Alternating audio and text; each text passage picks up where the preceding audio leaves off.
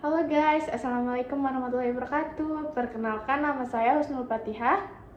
Dan nama saya Ihda Farismayanti. Oke guys, kali ini kita akan mengerjakan ujian akhir semester kajian budaya dari Prodi Manajemen S1 Undikma. Baik, kali ini kita akan membahas tentang cerita rakyat, yaitu kisah calon arang.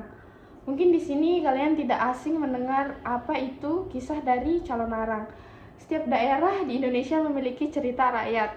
Hal ini menjadi kekayaan seni dan budaya masyarakat Indonesia. Salah satunya yang akan kita bahas pada podcast kali ini yaitu cerita rakyat soal calon arang.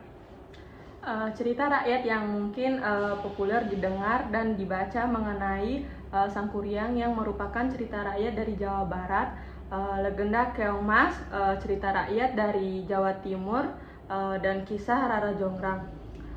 Selain itu, ada juga cerita rakyat yang populer di masyarakat Jawa Timur dan Bali, yaitu calon arang.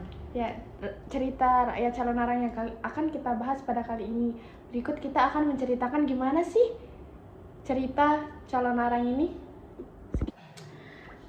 Kisah calon arang ini tak kalah menariknya dengan cerita rakyat dari daerah lain yang ada di Indonesia. Bahkan calon arang ini merupakan salah satu cerita rakyat yang diadaptasi ke berbagai jenis genre, mulai dari pertunjukan tari, drama, kartun animasi, novel, hingga film loh. Cerita rakyat calon arang ini juga berkembang di Jawa, terutama di Jawa Timur dan Bali. Kisahnya tertulis dalam naskah lontar bertarikh 1540 Masehi.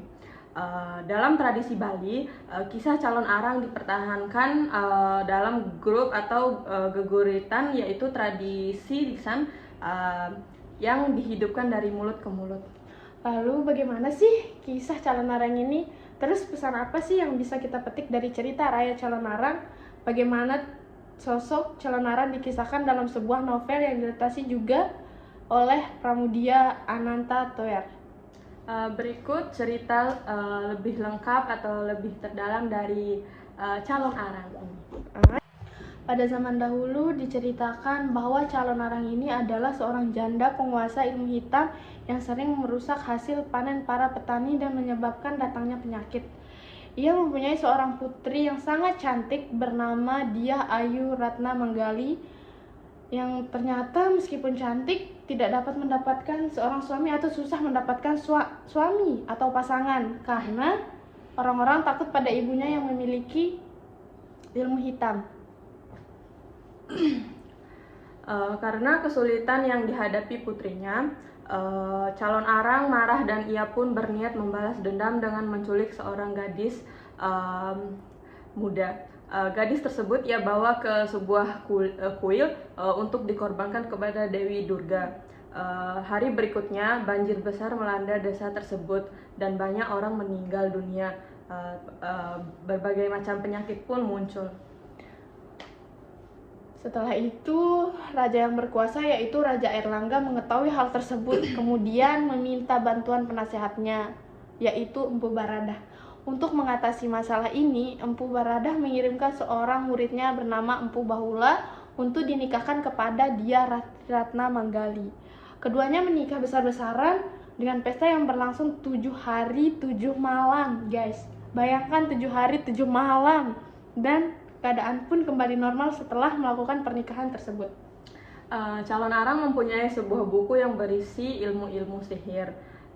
Pada suatu hari, buku ini berhasil ditemukan oleh Bahula yang menyerahkan kepada Empu Baradah. Saat calon arang mengetahui bahwa bukunya telah dicuri, ia menjadi marah dan memutuskan untuk melawan Empu Baradah. Tanpa bantuan Dewi Durga, calon arang pun kalah. Sejak ia dikalahkan, desa tersebut pun aman dari ancaman ilmu hitam calon arang. Oke guys, mungkin itu saja yang bisa kami berdua jelaskan dari kisah calon arang. Mungkin salah atau benarnya dari cerita ini kita bisa memetik pesan, ambil baik-baiknya aja lah ya guys. Bye, kami pamit undur diri. Saya Husnul Fatihah. Saya Ihda Farismayanti. Sampai ketemu di video selanjutnya. Bye-bye. Bye-bye.